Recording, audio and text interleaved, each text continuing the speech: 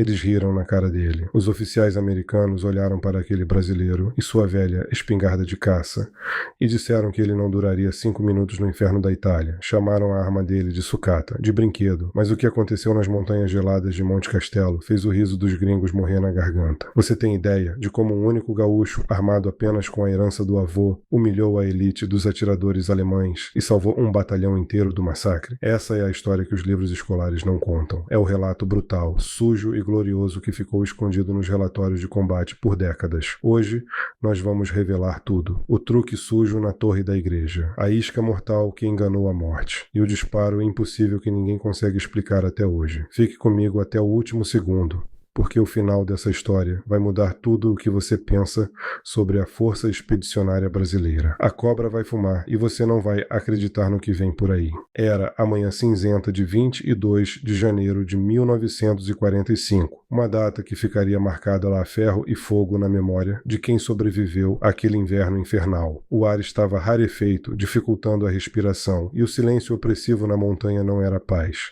Era um aviso claro de que a tragédia estava aí à espreita, esperando apenas um passo em falso. Miguel respirou fundo, enchendo os pulmões com o ar gélido, e soltou o ar devagar, controlando cada molécula para não criar uma nuvem branca de vapor que denunciasse sua posição aos observadores inimigos. Ele conhecia aquele ritmo cardíaco, aquela calmaria antes da tempestade. Era o mesmo ritmo que usava para caçar nos pampas infinitos do Rio Grande do Sul, onde um erro significava voltar para casa de mãos vazias e com fome. A paciência de quem sabe que a pressa é a mãe do fracasso e a madrasta da morte. Ele ajustou o corpo na neve dura e compacta, sentindo o peso familiar e reconfortante da coronha de madeira nobre contra o ombro.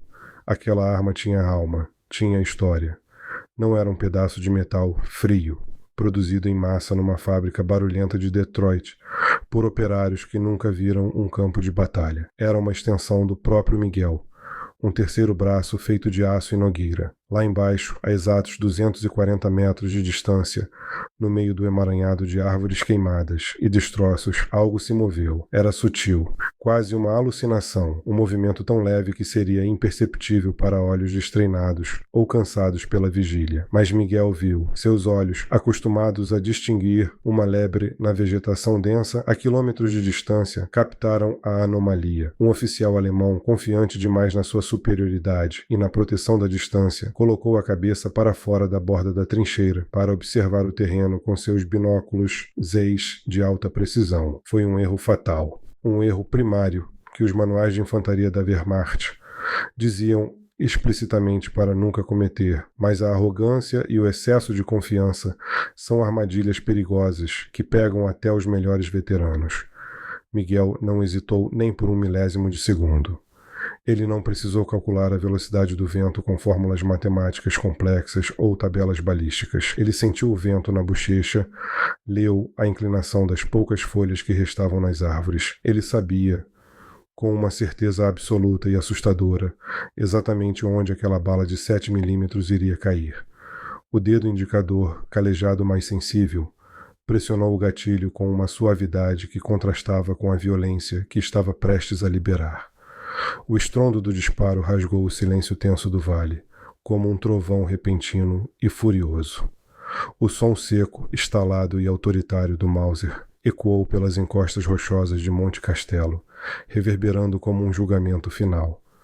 Lá embaixo, o oficial alemão foi jogado para trás com violência, caindo na lama congelada antes mesmo de o som do tiro chegar aos seus ouvidos. Foi um tiro limpo, perfeito, cirúrgico. A bala atravessou o espaço em fração de segundos e encontrou seu alvo com precisão demoníaca. Os soldados americanos que estavam próximos, limpando suas armas automáticas emperradas ou fumando cigarros escondidos, pararam imediatamente o que estavam fazendo. As risadinhas debochadas cessaram instantaneamente, cortadas como se por uma lâmina. O escárnio e a zombaria deram lugar a um silêncio pesado, denso e cheio de respeito. Ninguém mais olhava para a arma velha, com desdém ou pena. Agora eles olhavam com um medo primitivo e com uma admiração relutante, daquelas que só os guerreiros sentem por alguém que prova ser mais letal do que aparenta. Mas Miguel não parou para receber aplausos ou saborear o momento de glória. Ele sabia que a guerra não dá intervalos para a vaidade e que a celebração prematura é o passaporte para o cemitério.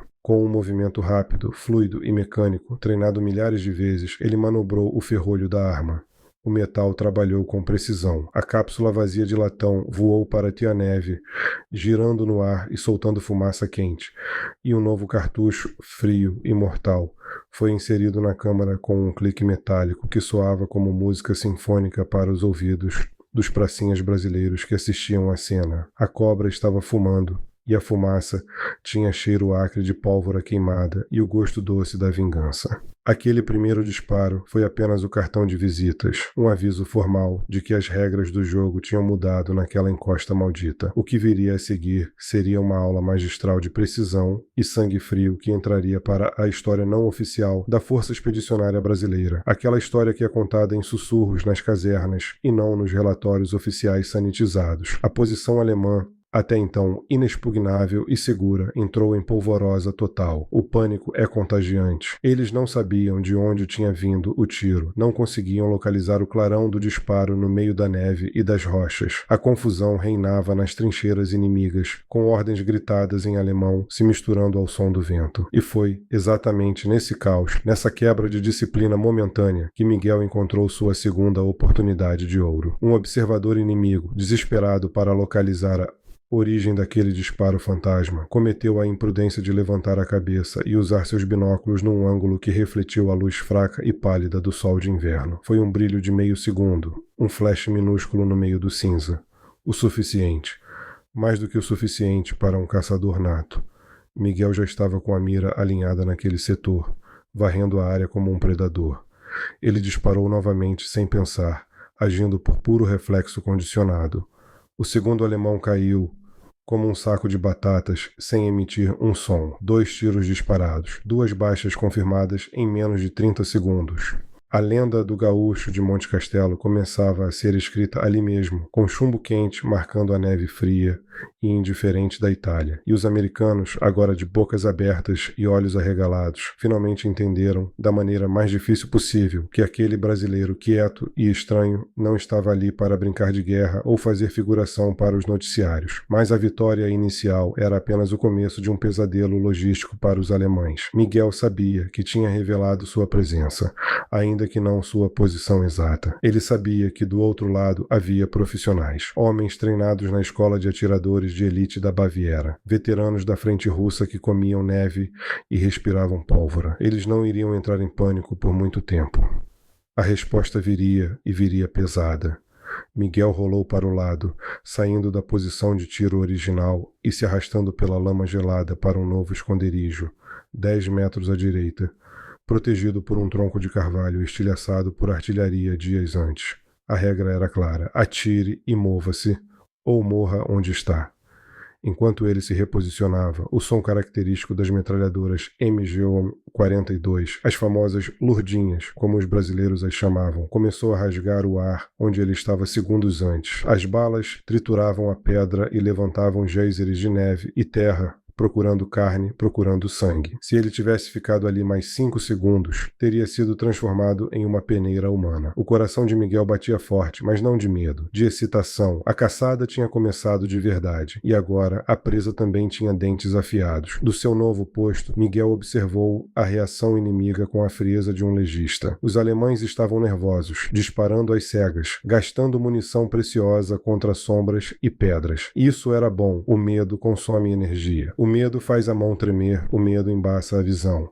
Miguel recarregou o Mauser com um clipe de 5 cartuchos, empurrando as balas para dentro do depósito com o polegar. Cada cartucho era uma promessa, cada bala um compromisso com a sobrevivência dos seus companheiros que estavam lá embaixo, esperando o sinal para avançar. Ele sabia que cada oficial ou metralhador que ele eliminasse significava 10, 20, talvez 30 brasileiros que voltariam vivos para casa, para suas mães, para suas esposas. Era uma matemática brutal, mas necessária. A aritmética da guerra não perdoa. Ele varreu o horizonte novamente, com os olhos semicerrados. O sol estava subindo um pouco mais, mudando as sombras, criando novos esconderijos e revelando visto outros. A 30 graus à esquerda, perto de uma casa em ruínas, que parecia um esqueleto de pedra, ele viu algo que não pertencia à paisagem natural. Uma forma geométrica, reta demais para ser um galho ou uma rocha. O cano de um rifle. Um sniper alemão estava tentando flanqueá-lo, movendo-se com a habilidade de um fantasma entre os escombros. Era um duelo, um jogo de xadrez onde as peças eram feitas de chumbo e o tabuleiro era um campo de morte. O atirador alemão era bom. Ele se movia devagar, camuflado com lençóis brancos improvisados sobre o uniforme cinza. Se Miguel não tivesse aquele instinto apurado, aquele sexto sentido que arrepiava os pelos da nuca quando o perigo estava perto, jamais o teria visto. O alemão parou, acomodando-se atrás de uma mureta, preparando-se para varrer a posição anterior de Miguel. Ele estava caçando o fantasma do passado, sem saber que o futuro já estava apontado para a lateral da sua cabeça.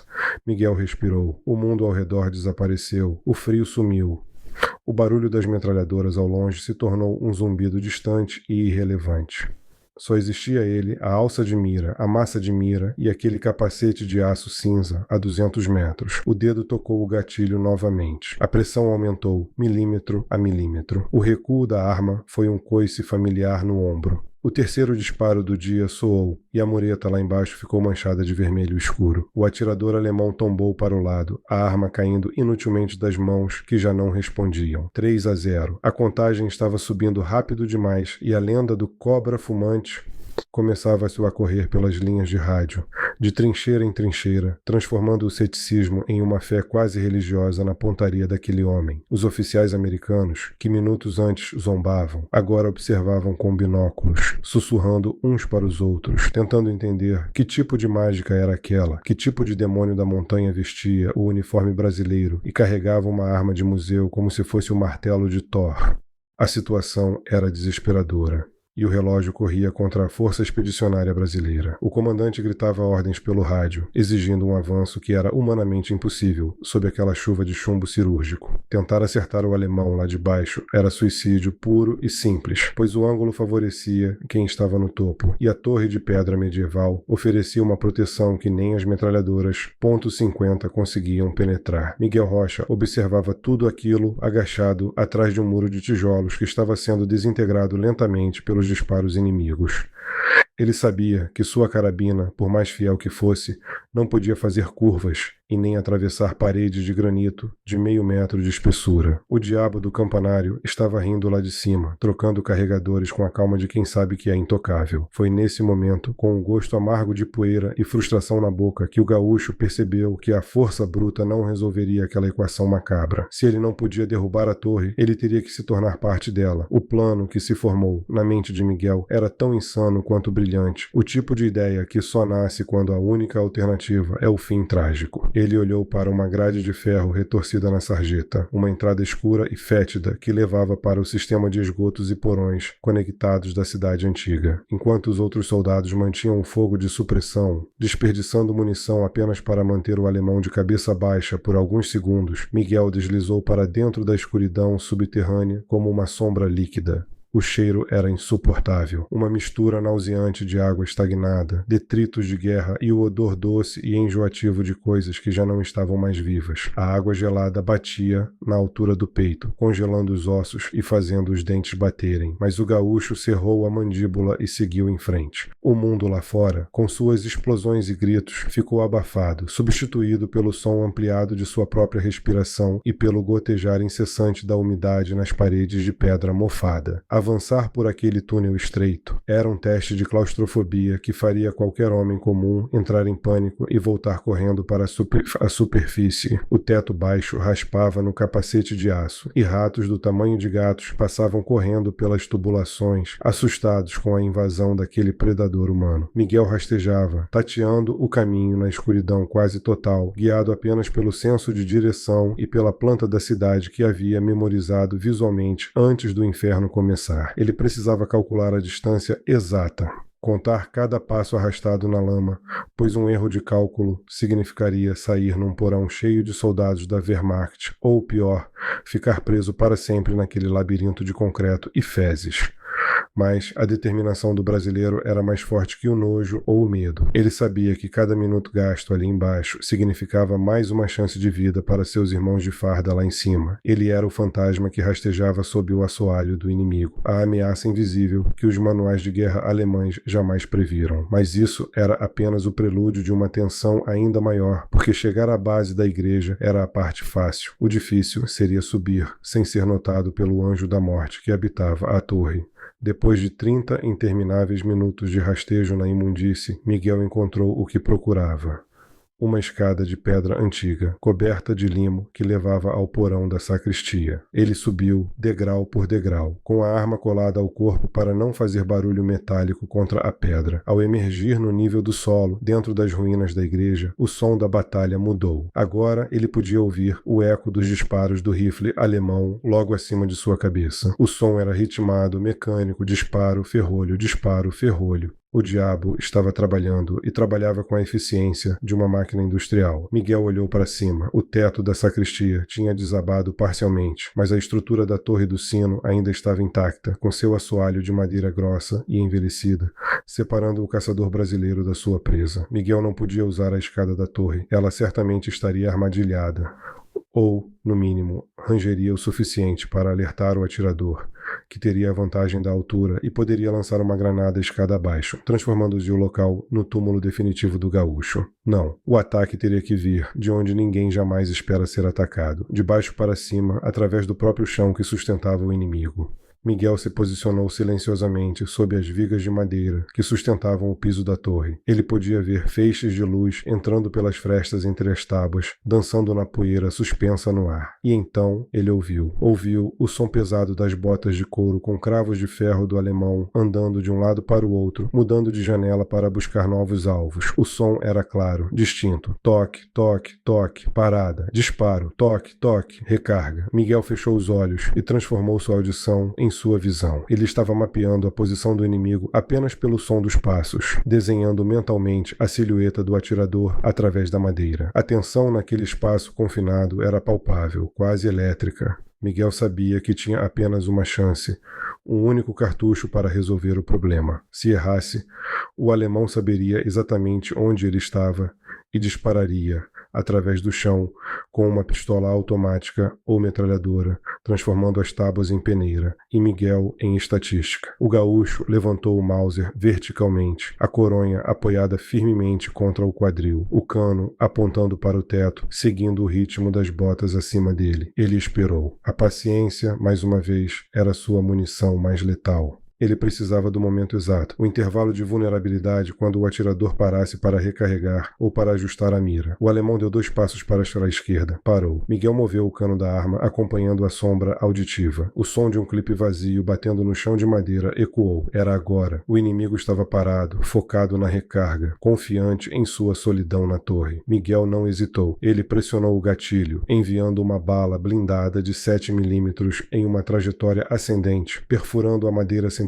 a poeira e buscando a carne do invasor. O disparo dentro do espaço fechado foi ensurdecedor, deixando os ouvidos de Miguel zumbindo, mas o som que veio a seguir foi inconfundível. Um grito abafado, o som de um corpo pesado colidindo contra as tábuas e o barulho metálico de um rifle caindo e escorregando pelo chão. Depois, o silêncio. Um silêncio absoluto que pesava toneladas. Lá fora, na rua, os soldados brasileiros pararam de atirar, estranhando a interrupção repentina do fogo vindo da torre. Miguel permaneceu imóvel, com a arma ainda apontada para cima, esperando qualquer movimento, qualquer sinal de que o serviço não estava completo. Mas nada se moveu. Gotas de um líquido escuro e viscoso começaram a pingar lentamente através da fresta na madeira, manchando o chão de pedra da sacristia. O diabo do campanário tinha sido exorcizado não por uma oração, mas pela astúcia de um homem que ousou rastejar no esgoto para tocar o céu. A notícia correu como pólvora molhada secando ao sol. A torre estava limpa. O avanço podia continuar. Miguel saiu da igreja coberto de sujeira, cheirando a pântano, mas com a cabeça erguida. Ele não disse uma palavra, apenas acendeu um cigarro de palha com as mãos que pela primeira vez no dia tremiam levemente devido à adrenalina que agora baixava. Os olhares dos seus companheiros não eram mais apenas de respeito, eram de reverência. Eles sabiam que aquele homem tinha ido a um lugar onde a coragem comum não chega. Tinha enfrentado este fantasma em seu próprio castelo e vencido. Aquele disparo impossível através do chão, sem ver o alvo, tornou-se mais uma página na mitologia viva do destacamento brasileiro na Itália. Mas a guerra, cruel e insaciável, não dava descanso para os heróis. Enquanto a fumaça se dissipava em Montese, novos desafios já se desenhavam no horizonte. E o destino ainda reservava provas de fogo que fariam o episódio da torre parecer um simples exercício de treinamento. O inverno ainda não tinha acabado e a verdadeira caçada estava apenas começando. Não havia tempo para pensar, apenas para reagir. O instinto de sobrevivência, lapidado em meses de combate brutal, assumiu o controle das pernas de Miguel. Ele correu como nunca havia corrido antes, zigue-zagueando entre as árvores mutiladas da encosta, enquanto o mundo atrás dele desaparecia em explosões consecutivas. As árvores estalavam e tombavam, cortadas ao meio pelos estilhaços quentes que voavam horizontalmente na altura da cintura, transformando a floresta em um moedor de carne. O ar cheirava a xiox, enxofre e ozônio, um perfume tóxico que queimava os pulmões a cada respiração desesperada. Miguel sentia o calor das ondas de choque nas costas, empurrando-o para a frente, quase derrubando-o na neve fofa que tentava agarrar suas botas como areia movediça gelada.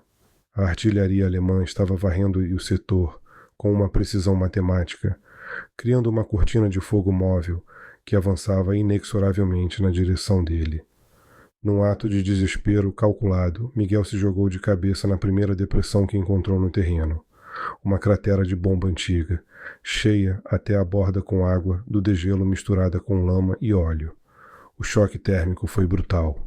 A água estava cheia a temperaturas negativas. Uma lâmina líquida que perfurou o uniforme de lã e fez o coração dele falhar por um segundo. Seus músculos contraíram involuntariamente e a respiração travou na garganta. Ele afundou até o pescoço naquela sopa gelada, segurando o Mauser acima da cabeça com os braços trêmulos, protegendo a única coisa que importava mais do que sua própria vida naquele momento. A água marrom e gelada envolvia seu corpo, sugando-lhe o calor vital, transformando seus dedos em garras insensíveis e inúteis. Mas ele não podia sair. Lá fora, o aço chovia sem piedade, varrendo a superfície da terra com a fúria de um deus irado. Miguel permaneceu imóvel na cratera por intermináveis 40 minutos, tremendo incontrolavelmente, com os dentes cerrados para não fazer barulho. A hipotermia começava a nublar seu raciocínio, trazendo uma sonolência perigosa e doce. Mas ele sabia que fechar os olhos significava nunca mais acordar. Quando o bombardeio finalmente cessou, deixando para trás uma paisagem lunar fumegante e silenciosa, o gaúcho emergiu da água como um monstro do pântano, coberto de lama, tremendo, mas vivo. Ele verificou a arma imediatamente. O ferrolho estava limpo, o cano desobstruído. A graxa animal que ele usava religiosamente tinha protegido o mecanismo da água e do gelo. Ele estava pronto para lutar, mas o corpo pedia arrego. Suas mãos estavam azuis, sem sensibilidade nas pontas dos dedos, o que para um atirador de elite é uma sentença de ineficiência. Ele esfregou as mãos com neve vigorosamente, tentando restaurar a circulação, tentando trazer a vida de volta para os instrumentos do seu ofício. Mas o pior ainda estava por vir. O bombardeio de artilharia não tinha sido o ato final, mas apenas a preparação do terreno para algo muito mais cirúrgico e pessoal. Os alemães sabiam que a artilharia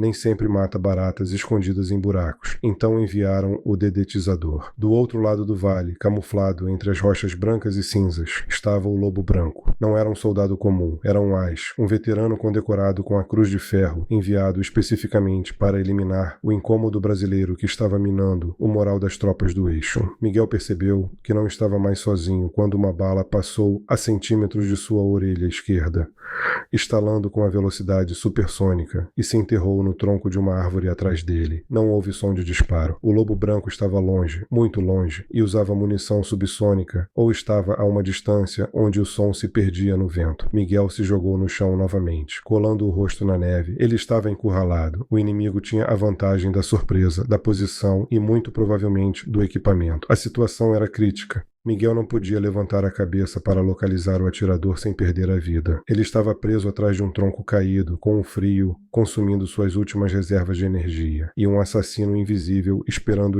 o menor movimento. Tentar um duelo direto, olho por olho, seria suicídio. O alemão era bom demais, rápido demais. Miguel precisava de algo que não estava nos manuais, algo que quebrasse a lógica fria e calculista do oponente germânico. Ele olhou para o lado e viu o capacete de um companheiro que havia caído dias antes, meio enterrado na neve, com a correia de couro balançando ao vento. Uma ideia formou-se na mente congelada do gaúcho, uma ideia que evocava a malandragem das ruas do Rio de Janeiro e a astúcia das matas brasileiras. Se ele não podia oferecer um alvo real, ofereceria um teatro. Com movimentos lentos e dolorosos, Miguel recolheu o capacete. Ele quebrou um galho seco de pinheiro em forma de X-Paz e o fincou na neve, um pouco à esquerda de sua posição real, mas ainda protegido pela vegetação rasteira. Ele colocou o capacete sobre o galho, numa altura que simulava a cabeça de um homem agachado, observando, mas faltava o toque final, a assinatura que tornaria a isca irresistível. Miguel tirou do bolso um maço amassado de cigarros, acendeu um com as mãos trêmulas, protegidas pelo corpo, e o encaixou cuidadosamente numa fenda da casca do galho, logo abaixo da borda do capacete. A fumaça azulada subiu preguiçosamente, desenhando espirais no ar frio, simulando perfeitamente a respiração ou o vício imprudente de um soldado descuidado. Era a personificação literal do símbolo da febre. A cobra estava fumando, mas desta vez era uma armadilha mortal. Miguel rastejou para sua direita, afastando-se 5 metros da isca, e preparou o Mauser.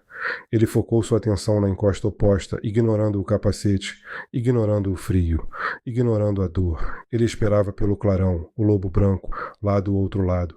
Viu a fumaça.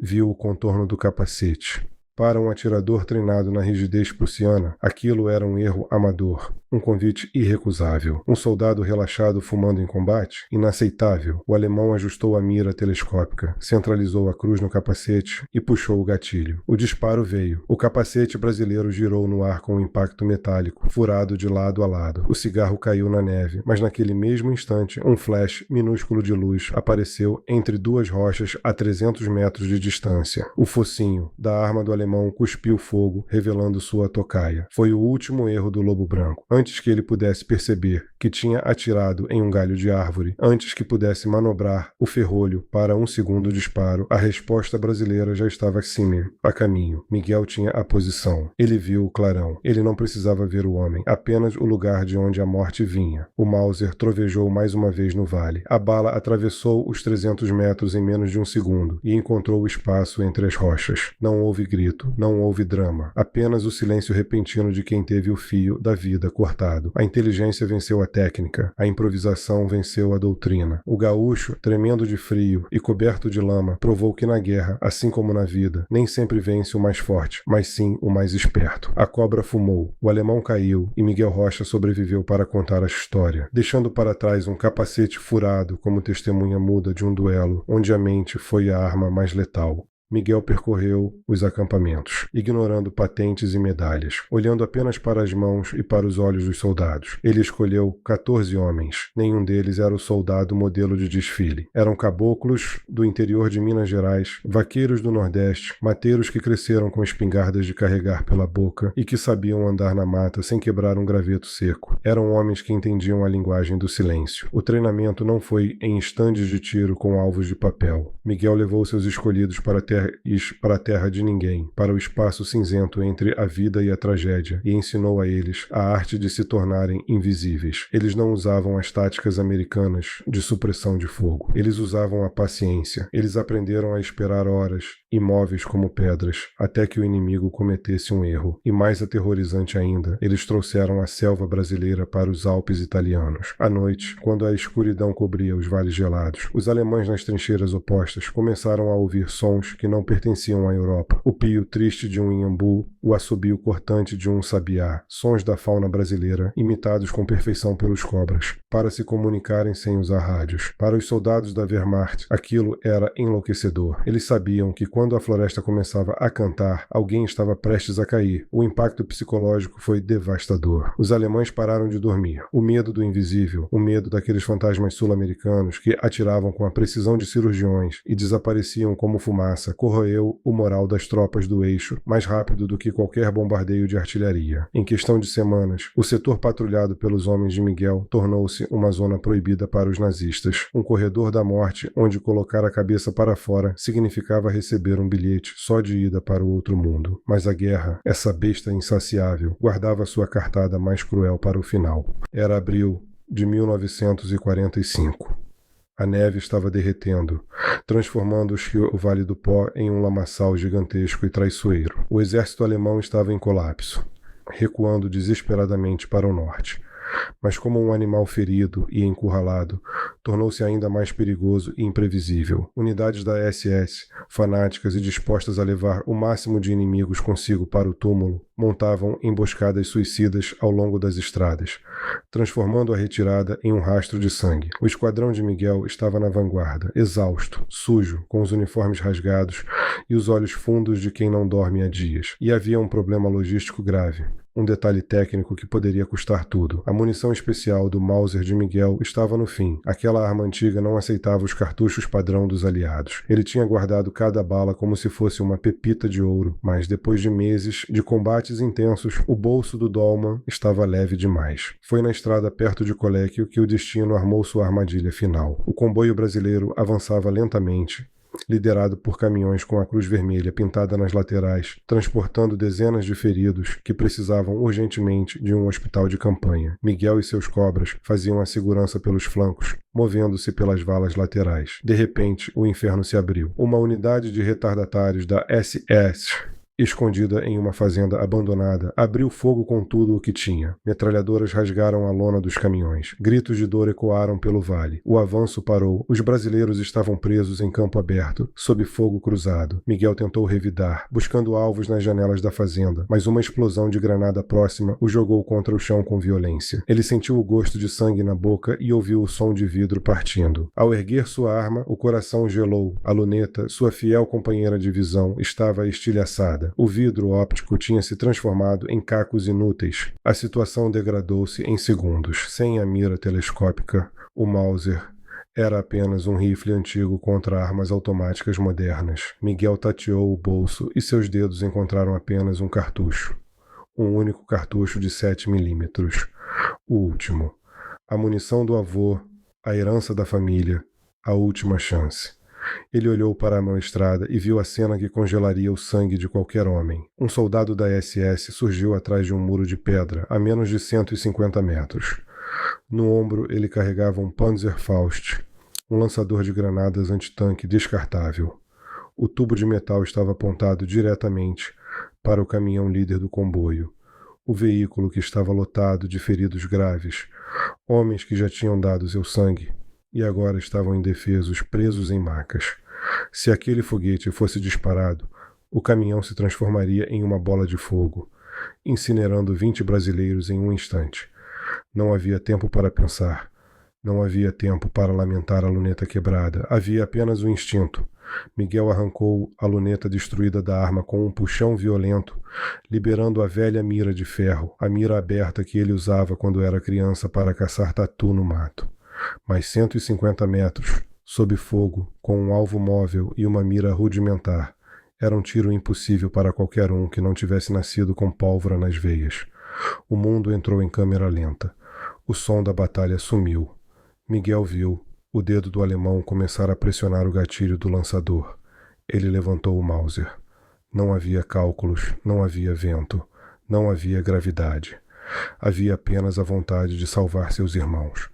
Ele alinhou a massa de mira minúscula com o vulto cinza do inimigo. Ele não mirou na cabeça, era um alvo pequeno demais. Mirou no centro da massa, no peito. Miguel expirou todo o ar dos pulmões e puxou o gatilho pela última vez naquela guerra. O recuo bateu no ombro machucado. A bala voou, guiada não pela física, mas pelo desespero e pela coragem. O soldado alemão, no exato momento em que ia disparar o foguete, foi atingido no externo.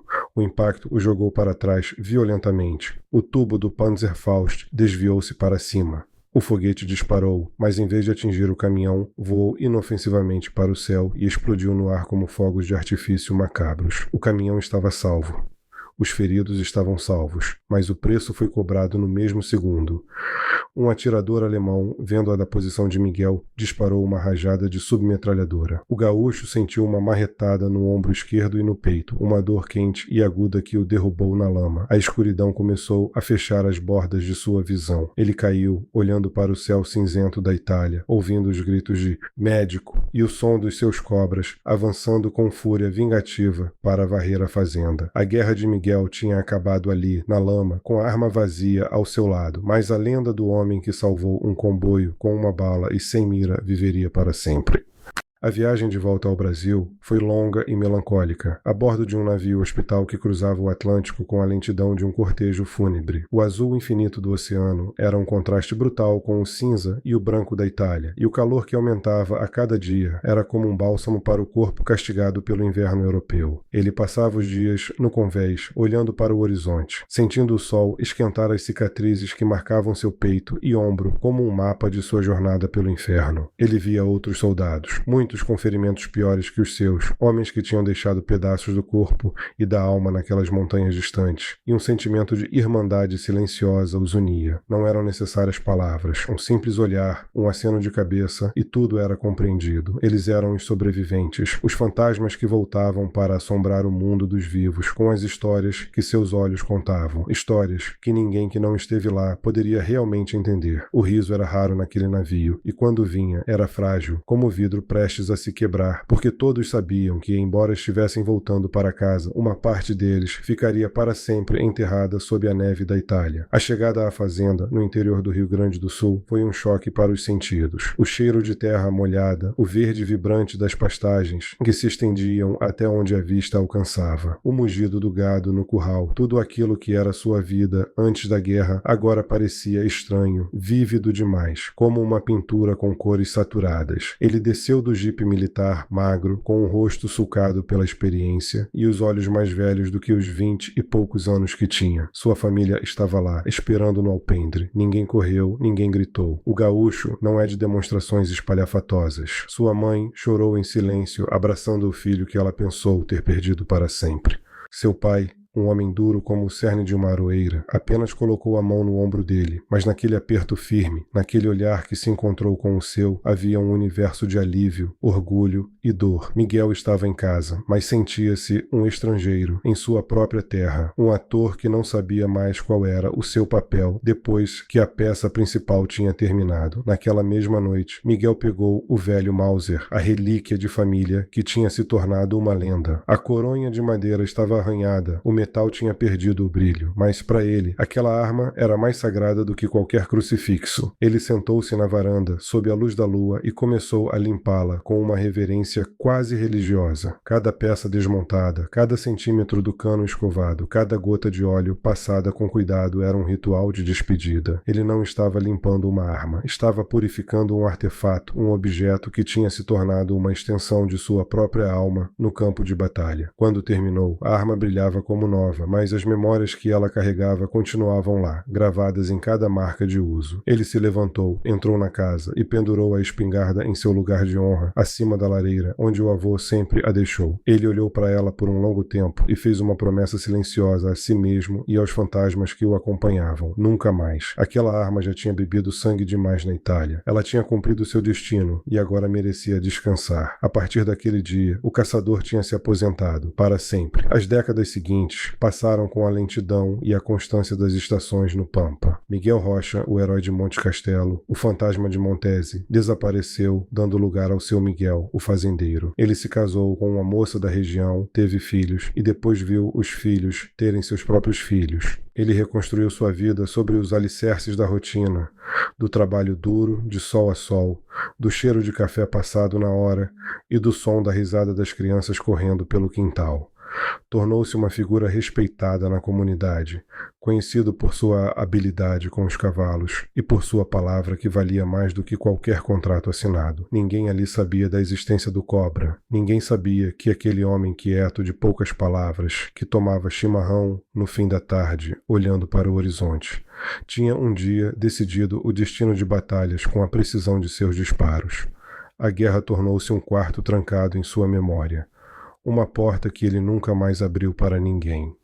As medalhas que recebeu, incluindo a Cruz de Combate de primeira classe, foram guardadas no fundo de uma gaveta de madeira, junto com recortes de jornais amarelados que mencionavam um atirador gaúcho anônimo, mas as cicatrizes permaneciam visíveis e invisíveis. Nos dias de inverno mais rigoroso, ele sentia uma dor aguda no peito, onde os estilhaços alemães o tinham marcado. E às vezes, durante as festas de fim de ano, quando os fogos de artifício explodiam no céu escuro, seus olhos adquiriam um brilho distante, perdido, e suas mãos se fechavam instintivamente, como se procurassem o toque frio do ferrolho de um rifle. Seus netos, que adoravam sentar em seu colo para ouvir histórias, nunca ouviram contos de guerra. Ele lhes contava sobre sacis, mulas sem cabeça e sobre a vez que laçou um touro bravo que ninguém conseguia domar. As batalhas dele eram do folclore e da lida campeira, nunca da Itália. A única evidência física do seu passado era o velho Mauser na parede, que para as crianças era apenas uma peça de decoração, um objeto antigo e fascinante. Eles perguntavam se podiam tocá-lo, e ele sempre respondia com uma ternura firme: "Essa aí, não, essa aí está dormindo."